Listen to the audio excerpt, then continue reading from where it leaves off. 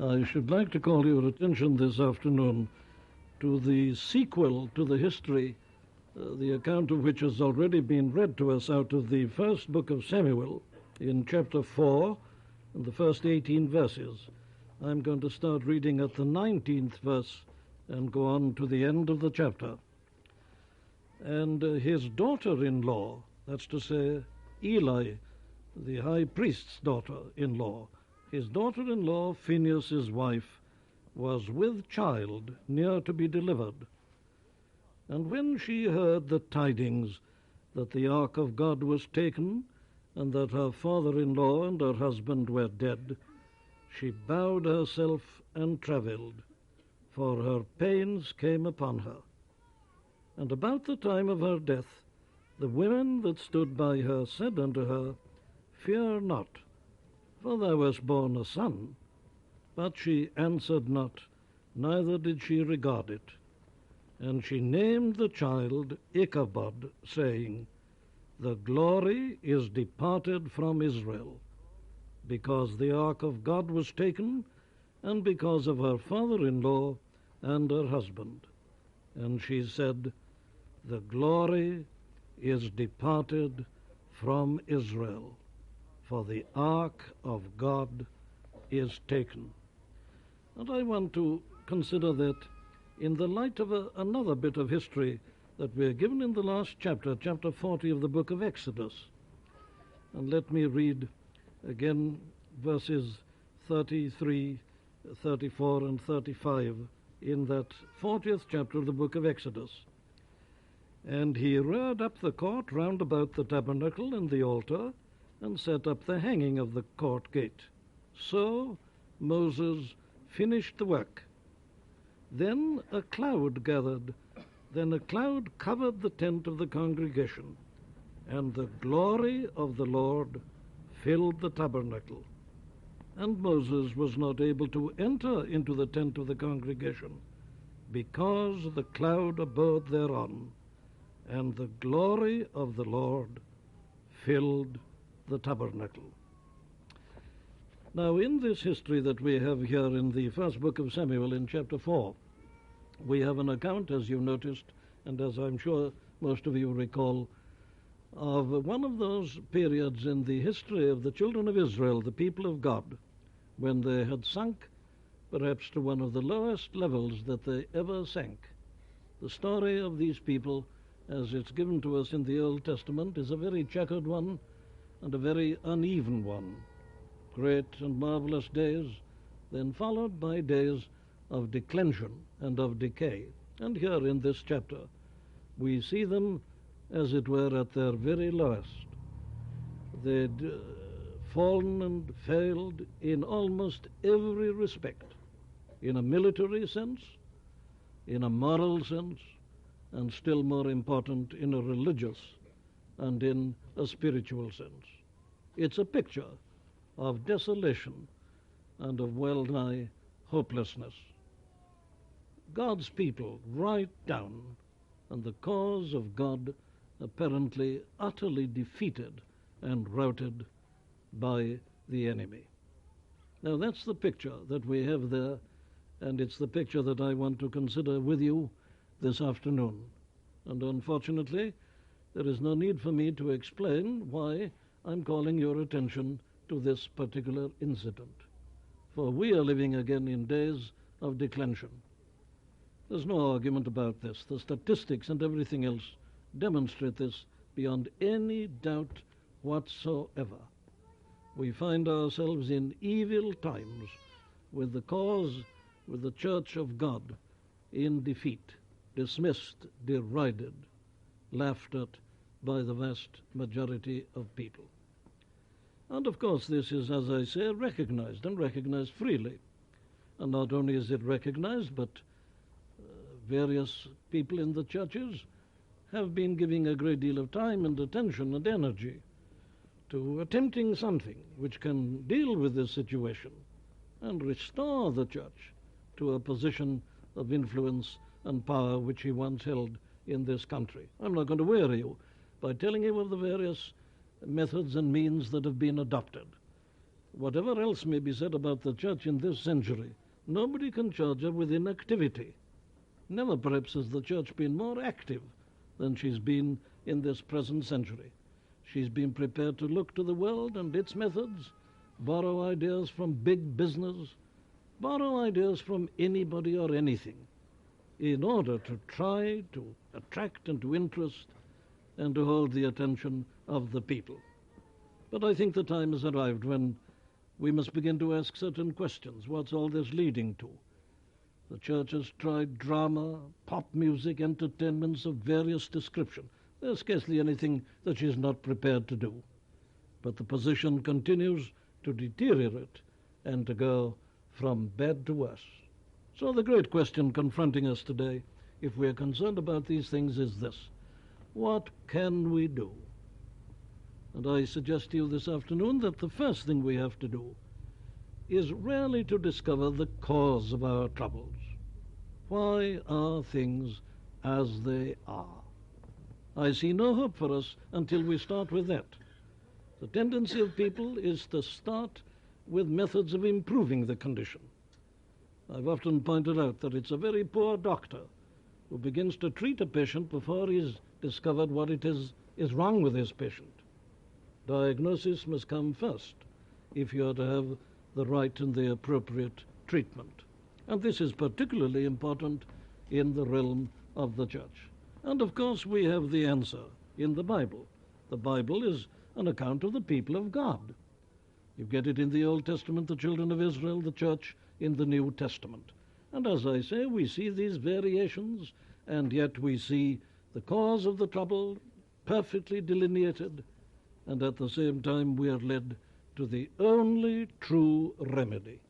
And it is because I think that is shown us so plainly and clearly in this incident, and especially when we take it in connection with that other incident in the last book of Exodus. It's only as we do this, I think, that we shall arrive at a true understanding. You see, there in the book of Exodus, we see the glory coming upon the church. Here in the first book of Samuel, we see the glory departing. Now there are the two positions. What is it the Bible teaches us with regard to all this? Well, now, the first principle I find is this: that the most vital and important thing in the life of the church is the realization of the presence of the glory of God. That is the most important thing in connection with the life of the church. The awareness, the realization of the presence and the glory of God. That's emphasized in this last chapter of Exodus. It's emphasized here. It comes, it goes. Nothing is more important than this. Now, this is something that you needn't take at my word. The Apostle Paul, he states this very plainly in his epistle to the Romans. You remember at the beginning of chapter 9, he bemoans the fact that his fellow countrymen, the Jews, were of all people the ones who were rejecting the gospel. And why does he regret it? Well, he tells us in verse 4, who are Israelites, to whom pertaineth the adoption and the glory. That's it, the presence of God, the glory, and the covenants and the giving of the law, and so on. But you notice that he puts emphasis there upon the glory. And the glory means, of course, the presence of God. And as you read the history of the children of Israel in the Old Testament, you will see that this was always the determining factor. They were not a great nation, judged in a human sense, either in numbers or in military prowess or military ability. And yet they had some amazing and astonishing victories over mighty enemies. What accounted for it? It was always the presence of God. But then you have these other pictures of the same people in defeat and in abject misery. What accounts for that? Oh, it's the absence of the presence of God and of his glory. When God was among them, these people were invincible, though they were a comparatively small nation. But when God was not with them. They were the weakest and, in a sense, the most contemptible of all the nations and the peoples. So the big factor, the determining factor, was this consciousness and realization of the presence and the glory of God. Now, in the Old Testament, the glory, the presence of God was something that was visible in a true visual sense. You remember the construction of the tabernacle in the wilderness, or afterwards the temple. The old tabernacle was something like this building, except that it was divided off into compartments. There was a kind of outer court, an outer compartment where anybody could enter. Then there was a veil, and then there was a court of the people where the Jews alone could enter. Then there was another curtain, another veil, and you came to a court where the priests alone could enter. It was known as the holy place. And then there was another curtain, another veil, and beyond that was what was called the holiest of all. And why was it called that? Well, it was called that because that is where God came down, as it were, to meet the representative of the people. He alone was allowed to enter this holiest of all, and he alone was allowed to enter once a year. Why was this such a tremendous place? The answer is the glory of God was to be seen there. It was known as the Shekinah glory. There was a kind of light, a kind of luminosity. And so when this high priest went in once a year, the people were fearful and were filled with trembling. Why? Well, because he was going into the presence of God. And this was regarded by them as the greatest and the most amazing thing that could happen. It was a fearful thing and an awe-inspiring thing.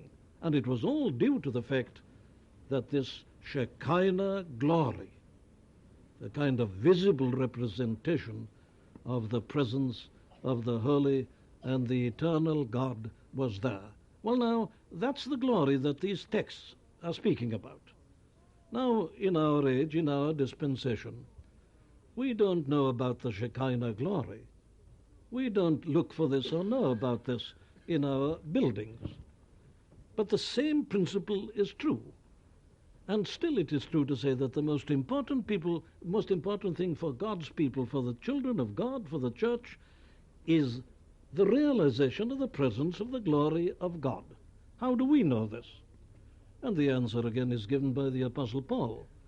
God, he says, who commanded the light to shine out of darkness, hath shined in our hearts to give the light of the knowledge of the glory of God in the face of Jesus Christ.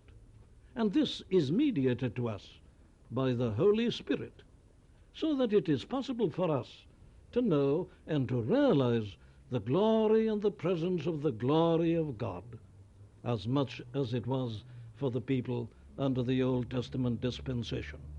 And that is why I say that the most important thing of all for every individual Christian, or for the life of the whole church, is the awareness and the realization of this glorious presence.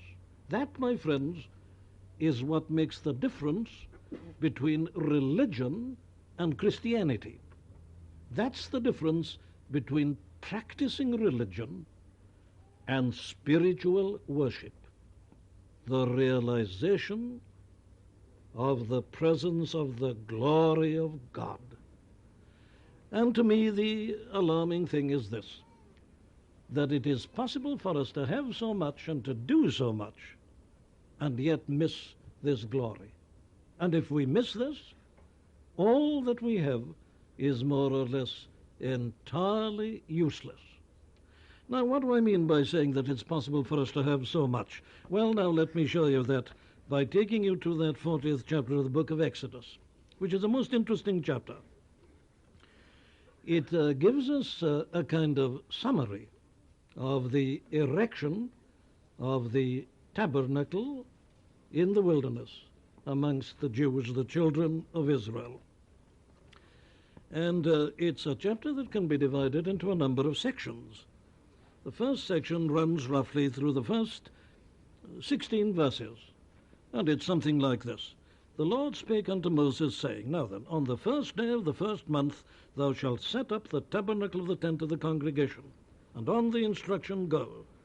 Thou shalt put therein the ark of the testimony, and cover the ark with a veil. Thou shalt bring in the table. On and on and on it goes, giving him detailed instructions as to what he was to do. And so it sums it up in verse 16 by saying, Thus did Moses according to all that the Lord commanded him, so he did. Now, from there until you come to the end of verse 33, you get again an account in detail of how Moses carried out all these instructions to the letter. We've been given them in detail, the plans and the specifications. And then we are told that Moses proceeded to do this. It came to pass in the first month, in the second year, on the first day of the month, that the tabernacle was reared up. And Moses reared up the tabernacle and fastened his sockets and set up the boards thereof, and on and on and on it goes until you come to that 33rd verse. And there at the end of that verse you read this, So Moses finished the work. Well, you say, there it is. Everything is done. Everything is absolutely perfect. He'd received the detailed instructions, and he's carried them out every one and to the letter, and here is this wonderful building erected. Everything is in position. Everything is perfect. What more can you desire? And yet, you know, according to this history, though Moses had finished the work, the vital thing had not yet happened. Listen, go on to the next verse, 34. After Moses had finished the work, then a cloud covered the tent of the congregation, and the glory of the Lord filled the tabernacle.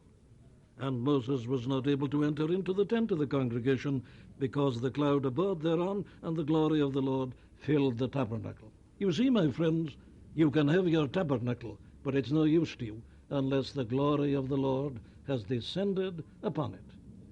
And what I say alarms me is this, that you can have all this and still have nothing. And isn't this the real explanation of the tragic condition of the Christian church at the present time? We seem to have acted on the assumption, as long as we carry out certain detailed instructions, that we've done everything. Our emphasis has been upon men's action, upon Moses' action. Now I want to bring out this point. The tragedy is that people put their emphasis either entirely on Moses' work or else entirely on God's action, whereas the true teaching is that you must have both. There is the work that Moses is commanded to do and has to do and must do. There is men's part in this, and the Bible tells us what it is. But we mustn't stop at this. And this has been the tragedy of this present century. The church has forgotten God. We've put our emphasis on what? Well, in the earlier part of the century, and perhaps going back into the last century, it was an emphasis on scholarship. I'm not here to say a word against scholarship or education. Thank God for it. I had the privilege of having a little myself. Knowledge and learning are excellent. But the church, it seems to me, somewhere round about the middle of the last century, made a fatal turn. Until then, men and women in the church had looked to God and His glory and the power of the Spirit. But now they began to say that people were educated and learned, and we needed an educated ministry. And the emphasis was placed increasingly upon knowledge and learning. And the qualifications desiderated in a prospective minister was not so much that he was filled with the Spirit as what were his degrees. Now, I'm not here to decry degrees, don't misunderstand me. There is a legitimate place for this. But I am suggesting that when you put your faith in learning and so-called scholarship, you're probably missing the most important thing of all. And then the emphasis on organization. Look at the committees and the commissions and the organizations the church has developed. They didn't have these, 200 years ago. They didn't have them in the early church. But now everything's got to be organized, and literature poured out telling us what to do. And people have put their faith in organization. Oh, I mustn't weary you with a list of the things that we've been emphasizing. People have said that if only you have a new translation of the Bible, the problem's going to be solved. Well, we're getting them almost every week, but the position seems to be deteriorating. Then they say we must interest and attract the people. We must give them various forms of entertainment. Drama has been brought in. Everything has been brought in. All this emphasis, you see, upon the activity of man. Now, I'm ready to agree that man has his part and his portion, and this must be carried out. But on the other hand, there are friends who are not interested in any kind of organization. There are people who think it's ultra-spiritual not to belong to a church, not to have a church membership roll, not to have any organization whatsoever, not to have any kind of learning or knowledge or instruction. They want constantly to have some kind of spiritual stimulus, some riot of the emotions. And so, you see, we go from one extreme to the other. But the alarming thing, as I say, is this, that you can have so much and yet in a spiritual sense have nothing. Though you have a good building, though you have a wealthy church, though you have an educated people and an educated ministry, though you multiply your organizations, if the glory of God is not in the midst, it will come to nothing, and it will be finally and ultimately useless. So we have to learn the lesson of combining these two things. Shall I put it to you in the form of a story, an illustration I once heard an old preacher use? This was an old preacher who lived in the town of Swansea in South Wales. And I remember this man at the celebration of the bicentenary of the birth of Daniel Rowland, one of the great Welsh Methodist fathers of 200 years ago. There had been about 4 previous speakers, then this old man was asked to speak. And this is what he told us. He really just told us this story. He said that taking a walk in his town one day, he began to see men digging the road up, and he wondered what they were doing. And he found later that they were preparing to put some rails down. And eventually he saw them putting the rails down. Then he saw them putting up great poles, one equally spaced here and there, right down the road. And he wondered what it was all about. Then another day he noticed that they were putting a cable from one pole to the other.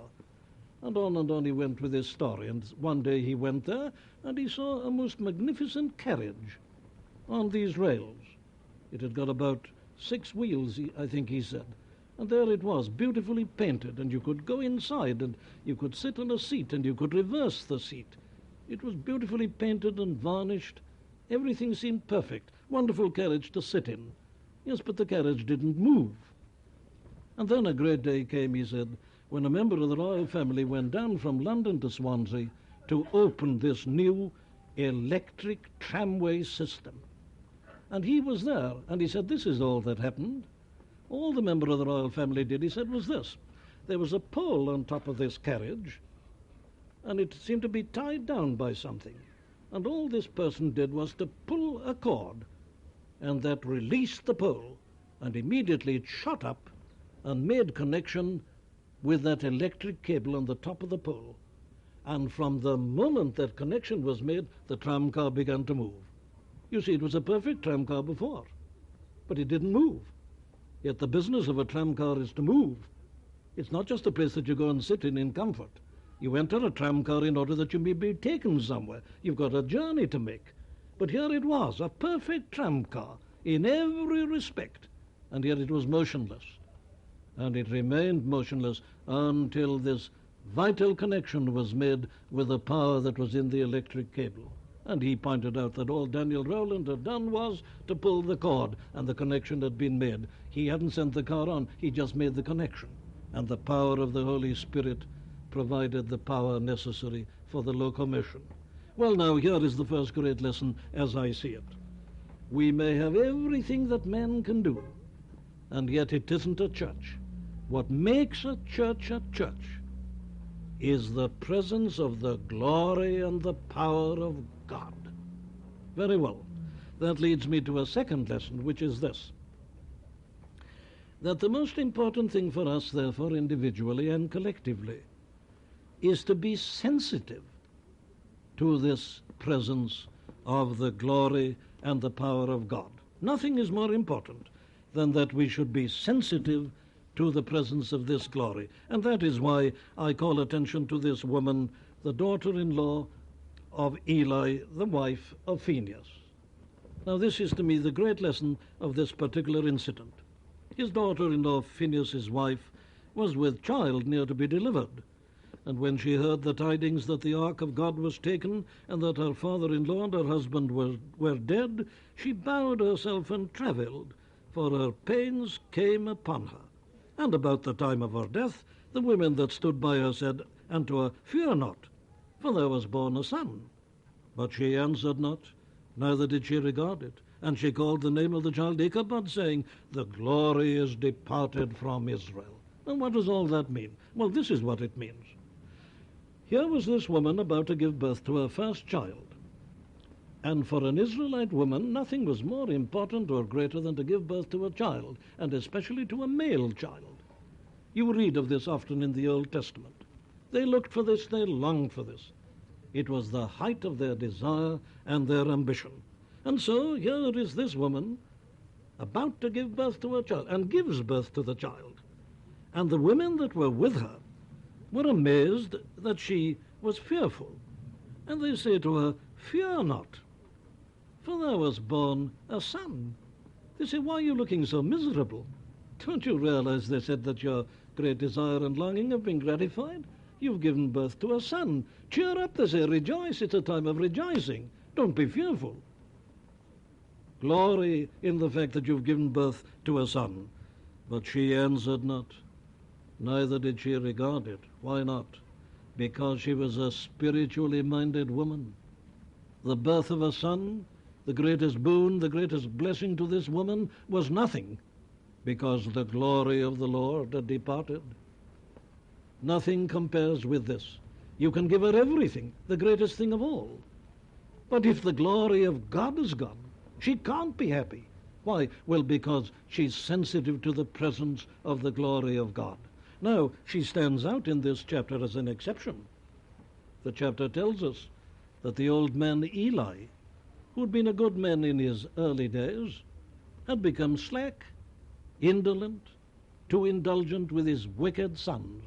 These two sons of his, Hophni and Phinehas, were evil men. They were abusing the priesthood to satisfy their own lusts and their own ambitions and their own greed.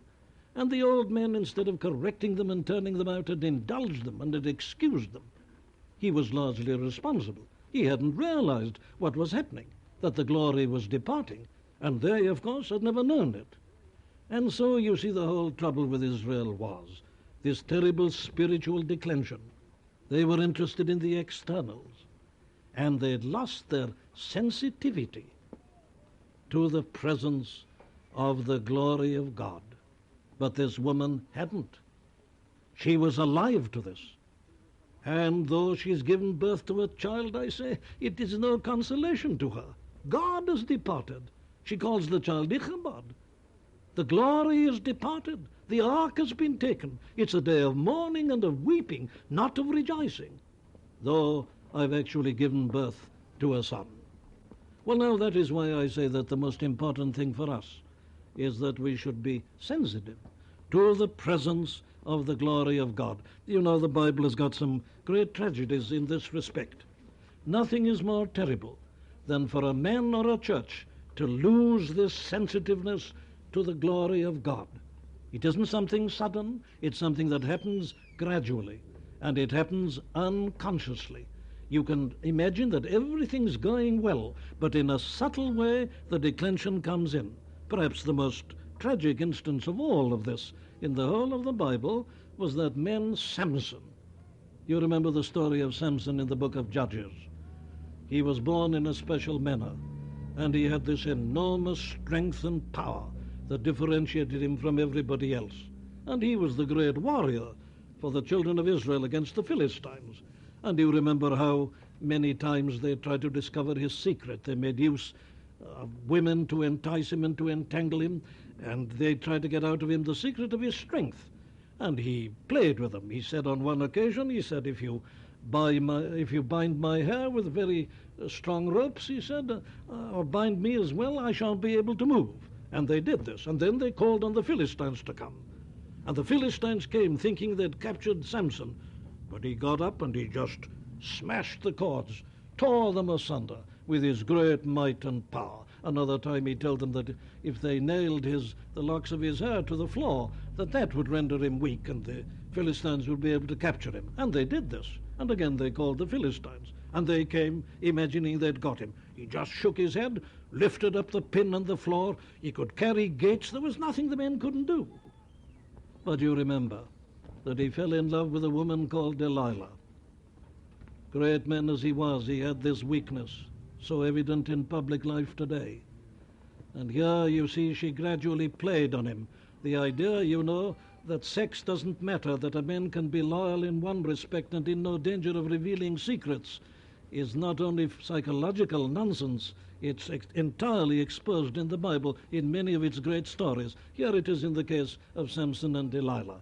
She pestered him and bothered him, and at last he told her the truth, that his strength lay in his unshaved locks, and that if only they shaved his head, that he'd be as weak as other men. And then he fell asleep, and while he was asleep, they shaved his head, and then, having done so, Delilah called the Philistines, and she said to Samson, "The Philistines be upon thee, Samson." And he awoke out of his sleep and said, "I will go out as at other times before, and shake myself." And he wist not that the Lord was departed from him. Poor Samson. What a perfect picture of the church. I will go out and I'll do things as I've done them in the past. And he wist not that the Lord was departed from him. This is something very subtle.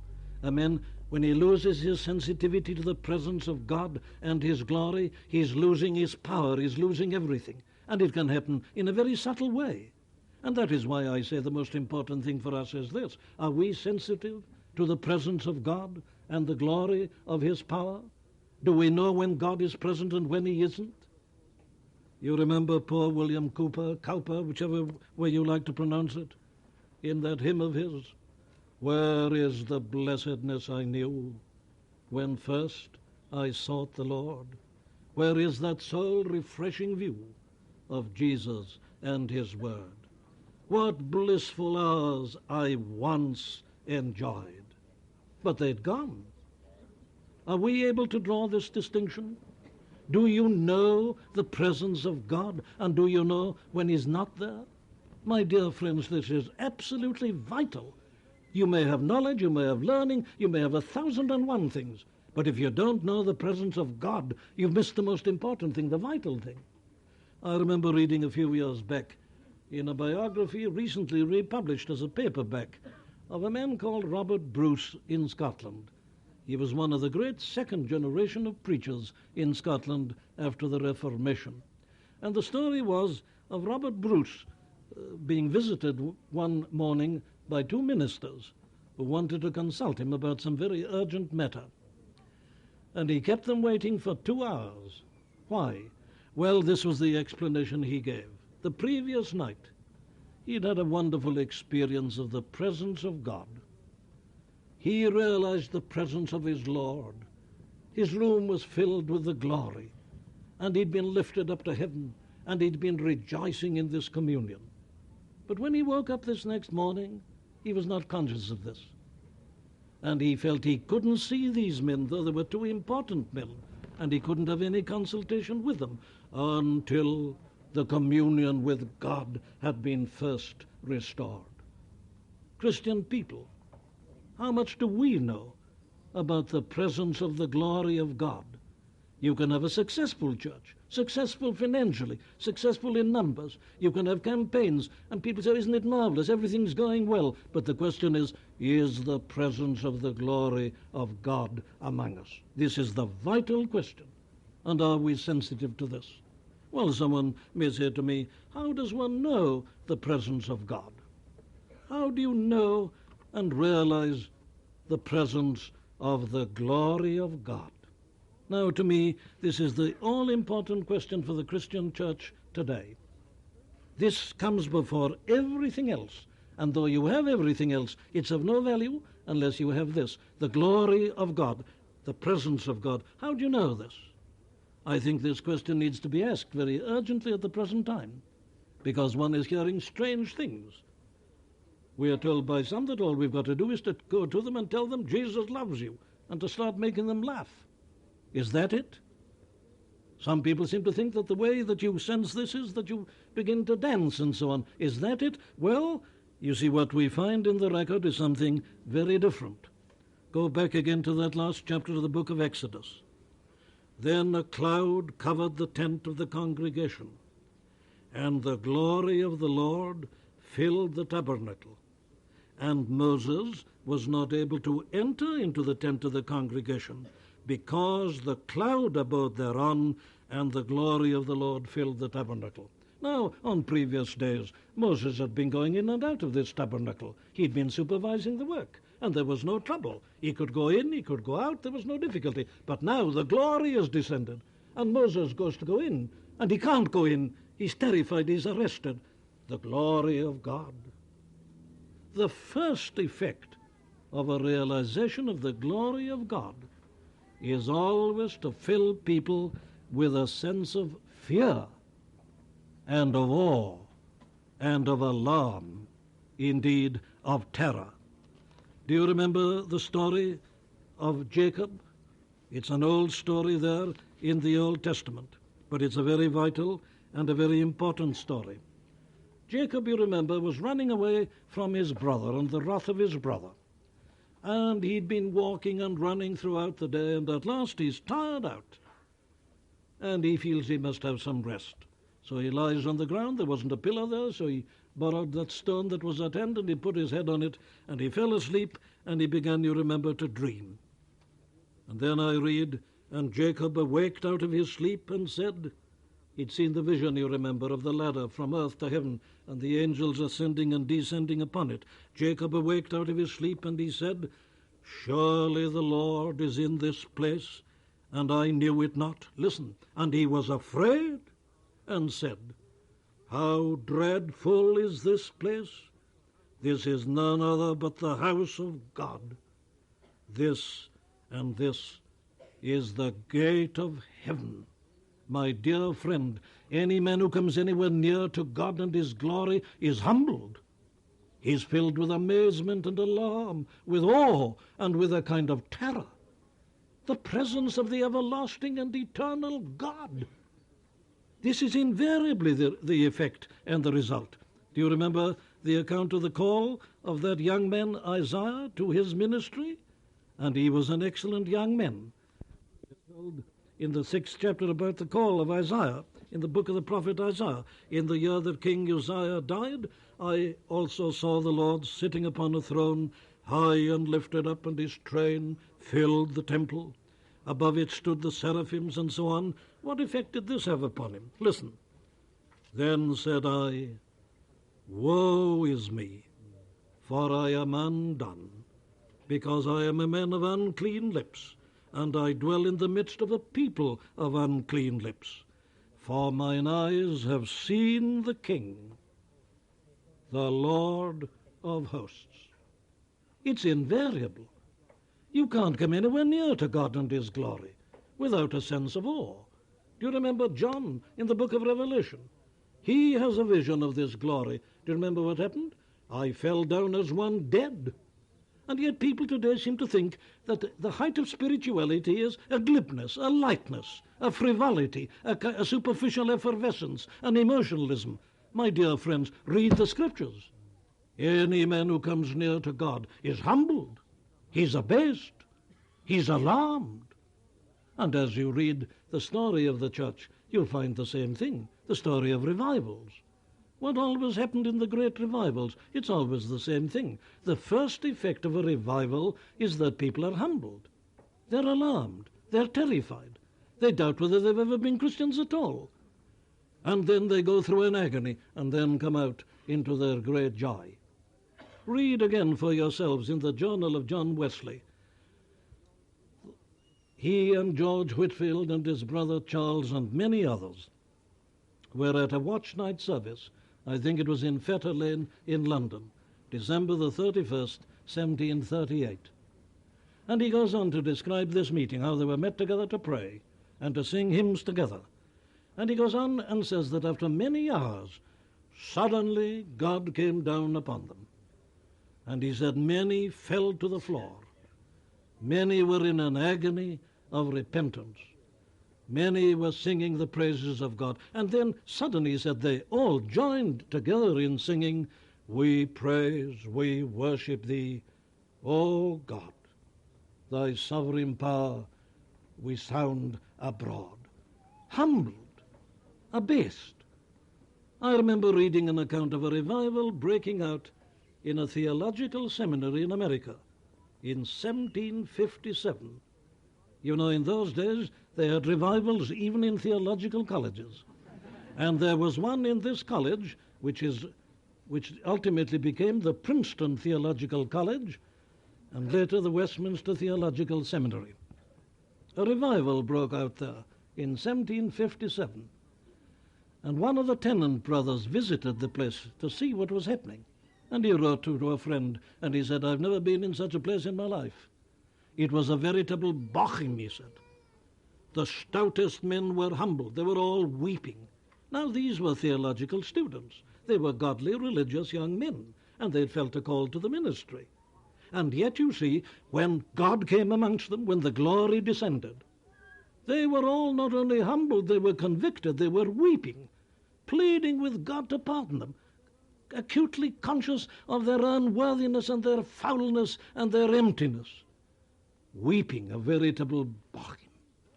Now, this is invariable. And I'm asked to believe today that the Holy Spirit has suddenly changed himself and his methods, and that you can go immediately to some great ecstatic joy. It's impossible, my friends. The first effect always of the realization of the glory of God is to humble, to fill us with fear and a sense of awe, with Isaiah to feel that we're unclean and unworthy, not a riot of ecstasy and emotion, but a humbling and a consciousness of a great and a terrible need. Have we ever been humbled under the almighty hand of God? Do you know what it is to undergo deep conviction of sin? Have you mourned over your sinfulness? It has been invariable in all the great revivals, as it is always invariable in the Bible itself. "Men and brethren, what shall we do?" they cried on the day of Pentecost. They didn't start singing and laughing. No. Always a humbling and a conviction, a sense of awe, a sense of the glory and the terror of this everlasting and eternal and holy God. Very well, these are the signs. So let me conclude by putting it like this. Why have we talked so little about this? Why have we talked so much about a social gospel and a political gospel? That's what I'm told today, that there's no hope for the church until she enters into politics, until she leads in a revolution. This has been said recently. The church must be the leader in rebellion and revolution. My dear friends, when will we come back to the Scriptures? Why have we forgotten all this? And I believe the answer is that many of these good people have never heard about this, and they know nothing at all about it. They regard the church as a human institution. They've never been interested in the presence of God. They offer prayers to God, but they don't expect a manifestation of the glory of God. Isn't that part of the explanation? Another explanation is our fatal self-trust and self-confidence. If you think that having a head full of theology is going to solve all your problems, you're as foolish as the rest of them. No. We must realize our utter inadequacy, that though you have your knowledge and your learning and everything else, it is useless unless the glory comes down upon it. But another explanation that's given in this chapter is, to me, a very important one and a very vital one. Did you notice the history as it was read to us by our friend Mr. Sutton at the beginning? This is the story. I'll tell it you very hurriedly. These children of Israel had been conquered by the Philistines. And then a number of them met together one day and they said, "Look here, we shouldn't put up with this." They said, "Let's gather an army together and go up against the Philistines." And they did so. and they challenged the Philistines. And when they joined battle, Israel was smitten before the Philistines, and they slew of the army in the field about 4,000 men. Then a very interesting thing happened. When the people were come into the camp, the elders of Israel said, "Wherefore hath the Lord smitten us today before the Philistines?" In other words, when they went home, they said, "Well, now, why were we defeated?" They had a kind of post-mortem, if you like, on the military defeat. And then somebody obviously got up and said, "I can tell you exactly what happened." He said, "We made one fatal mistake, and it was this." He said, "You know, we were in such a hurry, we were so excited, that we went up and challenged the Philistines without taking the ark of the Lord with us." You see, the ark was no longer in the camp. It was in another place. He said, "I make a proposal. Let us fetch the ark of the covenant of the Lord out of Shiloh unto us, that when it cometh among us, it may save us out of the hand of our enemies." And they all agreed. So the people sent to Shiloh that they might bring from thence the ark of the covenant of the Lord. They said, "This is marvelous." That's the explanation, they said. "We went up without the ark. If only we take the ark with us and gather another army, then we'll get a great victory." You see, their idea of the ark was that it was a sort of mascot. When you didn't take the mascot with you, you were defeated. If you had the mascot with you, you had a great and a resounding success. They regarded the ark as something they could take up and put down and use it to their own convenience, and so have great success. And they proceeded to do this. They sent for the ark, and they gathered their army, and then they proceeded up, and Israel shouted with a great shout, so that the earth rang again. And we are told that when the Philistines heard the noise of the shout, they said, "What meaneth the noise of this great shout in the camp of the Hebrews?" And they understood that the ark of the Lord was come into the camp, and the Philistines were afraid, for they said, "God is come into the camp." God was identified with the ark, you see. Not surprising that Philistines do this, but it's very wrong when the people of God do this. And they said, "Woe unto us, for there hath not been such a thing heretofore. Woe unto us, who shall deliver us out of the hand of these mighty gods? These are the gods that smote the Egyptians with all the plagues in the wilderness. Be strong and quit yourselves like men, O ye Philistines, that ye be not servants unto the Hebrews. Quit yourselves like men and fight." And they did fight. But you remember what happened? Israel was not only defeated this time, she was absolutely routed. Her army was decimated. The Philistines captured the ark. Hophni and Phinehas were killed, and the old man Eli died. Awful disaster, though they've got the ark in the midst. You see the lesson? If you use the ark of God to suit your own convenience and regard it as a mascot, if you think you can take up God and put him down when you want to, you will have the most terrible defeat you've ever known. And yet that's what many of us have often done, isn't it?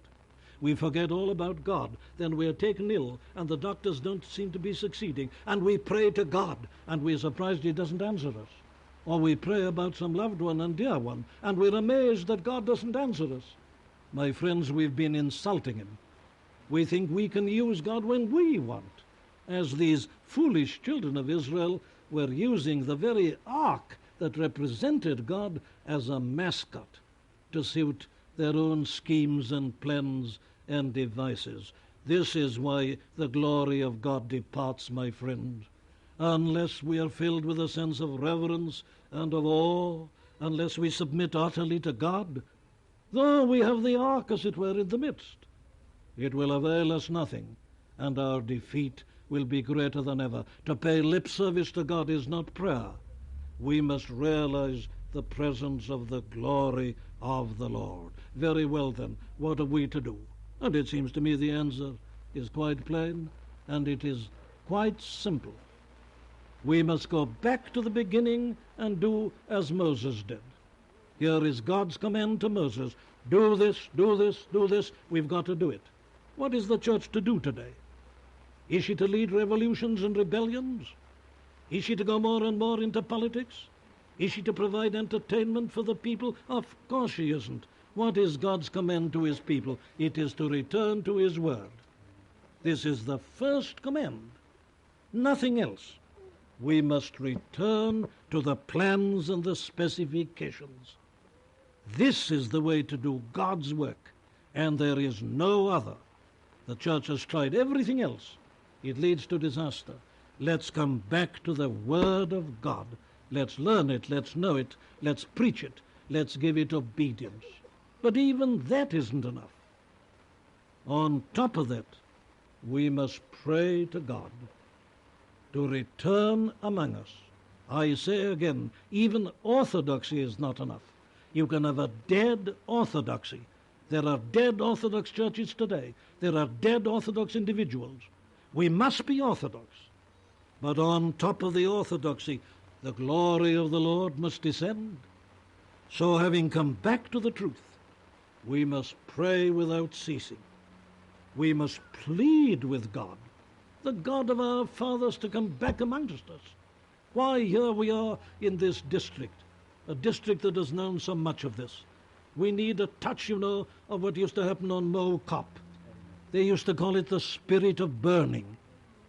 Hugh Bourne, William Close, these men that God raised up, though they were simple and ignorant and unlearned men, they were men who submitted themselves to God and who realized that without the power of the Spirit, they could do nothing. Are you praying for revival? Are you concerned about the visible spiritual manifestation of the glory of God? Are you unhappy with things as they are?